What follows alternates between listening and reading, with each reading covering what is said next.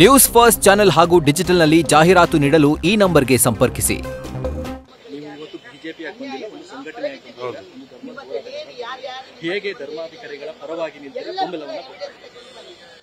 ನಾವು ಇವತ್ತು ಹಿಂದೂ ಆಗಿ ನಾನು ಬಂದಿದ್ದೇನೆ. ಅನೇಕ ಜನರು ಹಿಂದೂ ಕಾರ್ಯಕರ್ತರಾಗಿ ಬಂದಿದ್ದೇವೆ. ಹಿಂದೂ ಸನಾತನ ಧರ್ಮ ಉಳಿಸಬೇಕು ಅನ್ನೋದು ನಮ್ಮೆಲ್ಲರ ಆಶಯ.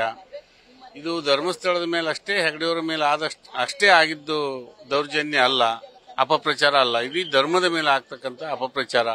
ಇದನ್ನು ಖಂಡಿಸಬೇಕಾಗಿದೆ ಮತ್ತು ಧರ್ಮಸ್ಥಳವನ್ನು ಉಳಿಸಿ ಅನ್ನೋದ್ರ ಬಗ್ಗೆ ನಾವು ಬೆಂಬಲ ವ್ಯಕ್ತಪಡಿಸಬೇಕಾಗಿದೆ. ಮತ್ತು ನೈತಿಕ ಬೆಂಬಲ, ನೈತಿಕತೆ ಇದೆ ಅವರಿಗೆ. ಧರ್ಮಸ್ಥಳವನ್ನು ಯಾರು ಏನೂ ಮಾಡೋಕ್ಕಾಗಲ್ಲ, ಸನಾತನ ಕಾಲದಿಂದನೂ ಇದೆ, ಮುಂದೂ ಇರ್ತದೆ.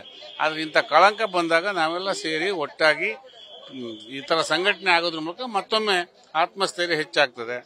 ಇಲ್ಲಿ SIT ಅಥವಾ ರಾಜ್ಯ ಸರ್ಕಾರದ ಹೆಸರಿನಲ್ಲಿ JCB ಹೊಡೆದು ಕುಣಿ ತೆಗೆದಿರೋದು, ಹೊಂಡ ತೆಗೆದಿರೋದು ಬರೀ ಭೂಮಿಯ ಮೇಲೆ ಅಲ್ಲ, ಮನುಷ್ಯನ ಭಾವನೆಗಳ ಮೇಲೆ, ಅವರ ನಂಬಿಕೆಯ ಮೇಲೆ, ಹಿಂದೂ ಧರ್ಮದ ನಂಬಿಕೆಯ ಮೇಲೆ ಆಗಿರ್ತಕ್ಕಂಥ ಏಟದು.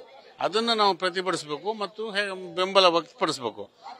ಆ ಕಾರಣಕ್ಕಾಗಿ ಇವತ್ತು ಲಕ್ಷಾಂತರ ಜನ ಇವತ್ತು ಸೇರ್ತಾ ಇದೀವಿ. ತಾವು ನೋಡ್ತಾ ಇದ್ದೀರಿ, ನಿನ್ನೆ ರಾತ್ರಿಯಿಂದನೇ ಜನ ಜಮಾಯಿಸ್ತಿದ್ದಾರೆ. ಇನ್ನೂ ಸುಮಾರು 2 ಗಂಟೆಗೆ ಸಾಗರೋಪಾದಿಯಲ್ಲಿ ಇಲ್ಲಿ ಜನ ಸೇರ್ತಾರೆ. ಹಿಂದೂ ಕಾರ್ಯಕರ್ತರು ಸೇರಿ ಧರ್ಮದ ಬಗ್ಗೆ ಬೆಂಬಲವನ್ನು ವ್ಯಕ್ತಪಡಿಸಿ ಉಳಿಸೋದ್ರ ಬಗ್ಗೆ, ಧರ್ಮವನ್ನು ಉಳಿಸಬೇಕು, ಬೆಳೆಸಬೇಕು, ಅದರತ್ತ ನಾವೆಲ್ಲ ಯೋಚನೆ ಮಾಡ್ತೇವೆ.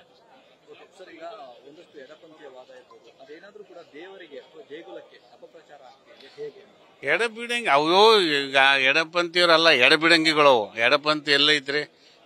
ನಮ್ಮ ದೇಶದಲ್ಲಿ ಅದು ಎಲ್ಲೂ ಪ್ರಚಲಿತಕ್ಕೆ ಬರಲೇ ಇಲ್ಲ. ಹಾಗಾಗಿ ಅವ್ರದ್ದು ಏನು ಮಾಡಿದ್ರು ಏನು ನಡೆಯಲ್ಲ. ಸುಮ್ಮನೆ ಒಂದಿಷ್ಟು ಕಿಟ್ಟಿ ಮಾಡ್ತಾರೆ, ಕುಚ್ಚೆಷ್ಟೇ ಮಾಡ್ತಾರೆ.